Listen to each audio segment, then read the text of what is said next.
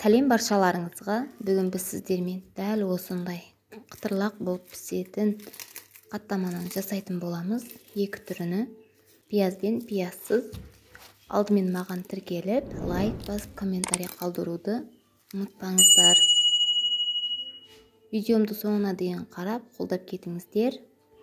Ыдысымызға ұнымызды салып, суымызға тұзымызды, бір жұмыртқамызды салып араластырып аламыз.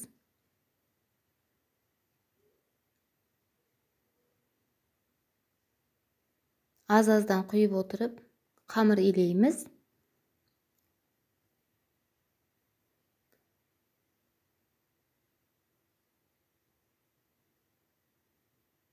Егер суымыз аздау болса, тағы да су қоссақ болады.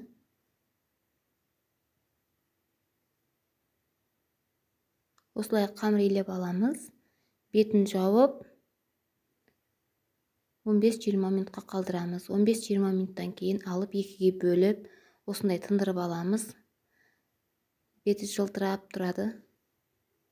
Қолымызбен жайып, оқтау көмегімен жақсылап жайып аламыз осылай.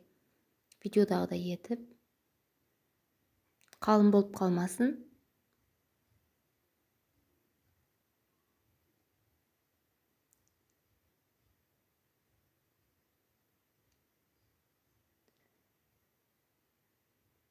Жайып болғаннан кейін тең ортасынан бөлеміз.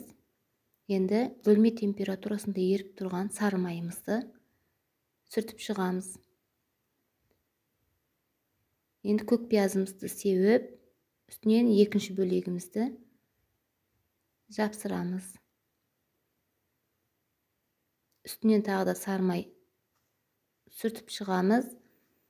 Міндетті түрде бөлме температурасында еріген болу керек. Егер де оны ерітсеңіздер, газға қойып, немесе микроволновкаға қойып ерітсеңіздер, кейін ораған кезде шеттерінен шығып кетуі мүмкін.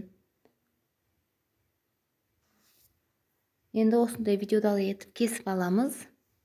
Бәрін бірдей етіп. Көріп тұрғандарыңыздай осылай орап шығамыз. Үстінен басып, осы формамен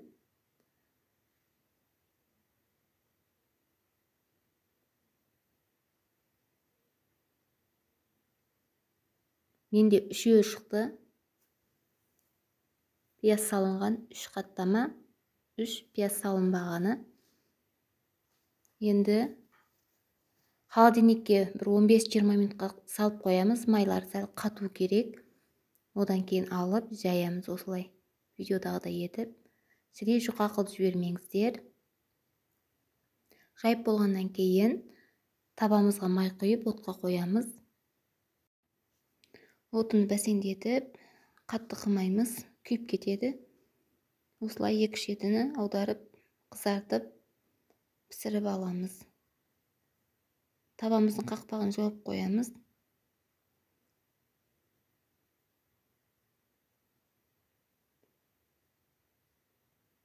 Көріп тұрғандарыңыздай өте тамаша, әдемі болып піседі.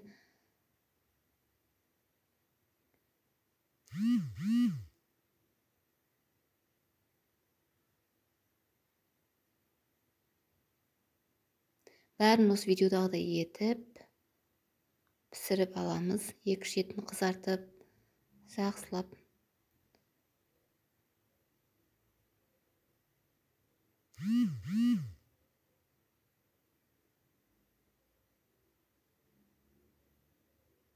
Көріп тұрғандарыңыздай пісті, өте қысырлақ болып. Жұмсақ әрі кітірлік. Міндетті түрде дайындап көріңіздер, кеңес беремін. Егер рецептім ұнаған болса, маған тіркеліп, лайк басып кетіңіздер.